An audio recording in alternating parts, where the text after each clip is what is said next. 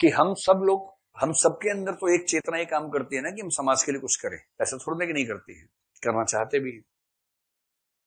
अब आपके मन में एक हिस्सा ऐसा होगा जो चाहता होगा यार अपनी जिंदगी ठीक से जी लो, बाकी छोड़ो भाड़ में जाए। ये अभी कम हावी होगा तो भी आज से 5-7 साल बाद ज्यादा हावी हो जाएगा जब आप नौकरी में आएंगे। अभी आपके मन में होगा कि मैं आईएएस बन के, आईपीएस बन के क्रांति कर दूंगा, जिले को ठीक करूंगा, राज्य को सुधार दूंगा, इतिहास के 2 चरण होंगे, मुझसे पूर्व और मेरे बाद का चरण हो जाएगा, ऐसा मन में आता होगा।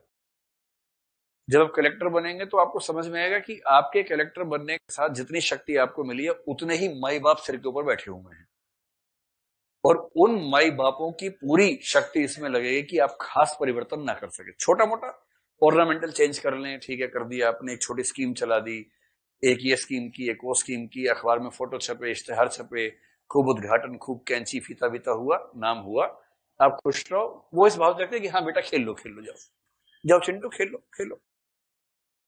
पर जहां आपने कुछ स्ट्रक्चरल चेंज करने का प्रयास किया जिससे उनके हितों पर चोट पहुंचेगी, वो इतने ताकतवर हैं कि आपको कहां उठा के पटक देंगे समझ में भी नहीं आएगा। और फिर आप भी कहेंगे कि मैं भी 30 साल में 46 बार ट्रांसफर हुआ हूं, मैं कहीं टिक ही नहीं पाता 4 महीने से ज्यादा। अगर किसी ब्यूरोक्रेट की जिंदगी में शान की यही एक बात हो कि मैं ट्रांसफर बार होता हूं, तो इसने किया क्या फाइनली, वो कर क्या पाया? यही ना कि मैं इतना ईमानदार हूं, जहां जाता हूं कहीं एडजस्ट नहीं होता हूं और इसे ट्रांसफर हो जाता हूं, लेकिन उसके बाद में निचोड़ क्या निकला? निचोड़ तो कुछ ही निकला। क्या इससे अच्छे वो ब्यूरोक्रेट्स नहीं है जो हल्का फुल्का मैनेज करते हुए कम से कम ठीक ठाक परिवर्तन कर लेते हैं?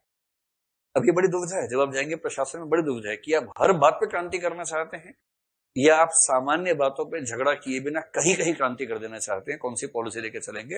ये दोनों किस्म की पॉलिसी चलती हैं। तीसरे वो हैं जिन्हें क्रांति करनी ही नहीं, उनकी क्रांति हो गई है इस बनते ही, इतनी ही करनी थी, अब तो क्रांति का भोग करना है केवल अगले 30 साल तक। तो जब आप कुछ बड़ा करना चाहेंगे दबाव पड़ेंगे बहुत सारे। अब उस दबाव में सक्सेना को याद कर लीजिए, बस सीधा फार्मूला है इस कथन को समझने के लिए। सक्सेना, सक्सेना का मन करता है कि उसकी प्रमोशन हो। ध्यान है आपको सक्सेना ना? उसके मन में भी आता है कि उसके बराबर के लोग प्रमोट हो गए, वो प्रमोट नहीं हो पा रहे।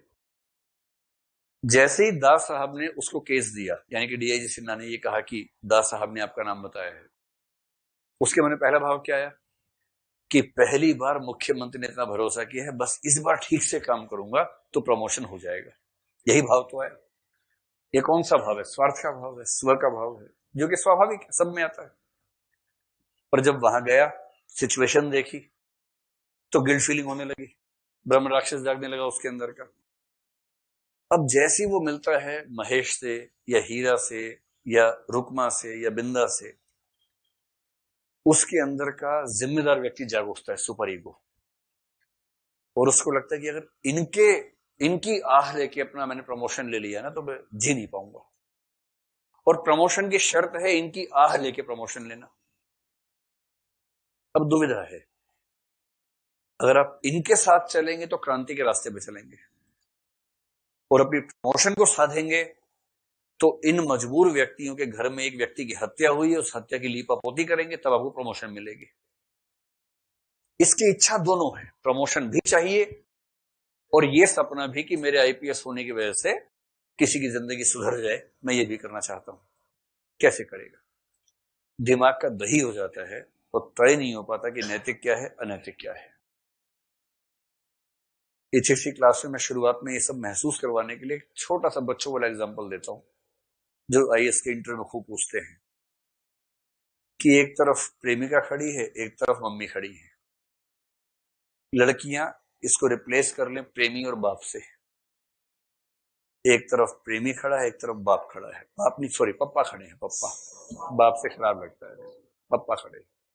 ठीक, वायदे आपने किए थे, पूरे होशो हवास में किए थे, उस वायदे की वजह से दूसरा व्यक्ति अपने घर में विद्रोह करके आ गया है, अब आपको विद्रोह करना है, और आपको इस समय विद्रोह करते हुए उछल पुछल हो रही है पेट के अंदर बहुत ज्यादा। किसी तरह से मम्मी को बताया और मम्मी ने तुरंत रानी दुर्गा का रूप अवतरित कर लिया है, चंडी का रूप धारण कर लिया है। एक चंडी लेके गए थे, एक वहां मिल गई, 2 हो गई। अब दोनों चंडियां तैयार खड़ी हैं एकदम। माँ ने कहा कि अगर तूने इससे ब्याह किया तो मैं खुद को आग लगा के मर जाऊंगी। और उसने पूरा माहौल बनाने के लिए मिट्टी का तेल छिड़क लिया अपने ऊपर और माचिस हाथ में, लाइटर सॉरी, और एक दो बार ऑन करके दिखा दिया कि मजाक मत समझ, जलता है, सच में जलता है। ठीक। अब बेटा दबाव में है, जिस माँ ने मुझे जन्म दिया, जिसने पाला पोसा, आदि आदि आदि। इधर प्रेमिका कह रही है कि अगर ऐसा माहौल बनाने से बात बनती है तो मैं बना देती हूँ, ऐसे क्या दिक्कत है। मिट्टी के तेल की बोतल एक और भी रखी हुई थी, उसने वो उठा ली, उससे भी छिड़क लिया, और लाइटर उसके पास भी है, लाइटर वैसे भी रखती है तो उसके पास लाइटर है। अब और अब अच्छा, मिट्टी के तेल की बोतलें दो ही थी, तीन थी नहीं, इसलिए क्योंकि ऐसे में लड़का सोचता है कि मैं ही मर जाऊं, खत्म करो यार बात को, तो वो ऑप्शन मिलेगा ही नहीं आपको जीवन में। और दोनों ने टाइम लिमिट फिक्स कर दिए 1 मिनट की, कि बेटा 1 मिनट में अगर तूने हाँ नहीं बोला मुझे कि इस चुड़ैल से शादी नहीं करेगा तो मैं आग लगा लूंगी खुद को। और वो लड़की बोली कि अगर 1 मिनट में तुमने ये नहीं कहा कि इस चुड़ैल से तुम्हारा कोई संबंध नहीं है तो मैं खुद को आग लगा लूंगी। और 55 सेकंड है, दोनों के लाइटर ऑन हो गए हैं एकदम, ऐसे करके पास आ रहा है। तीसरा लाइटर है नहीं, तीसरी बोतल है नहीं मिट्टी के तेल की, दोनों को बचाने का ऑप्शन है ही नहीं। 3 ऑप्शन है, इसको बचा लो, उसको बचा लो, दोनों को ना बचाओ। आपने जवाब देने में देरी कि दोनों जल के मर गई, ये हो सकता है। वो चौथा ऑप्शन नहीं है जो आप चाह रही है, वो चौथा भी नहीं, पांचवा भी नहीं, चौथा ये कि मैं समझाऊंगा बुझाऊंगा, वो सब हो गया, बुझाने का, ये समझाने का नहीं है।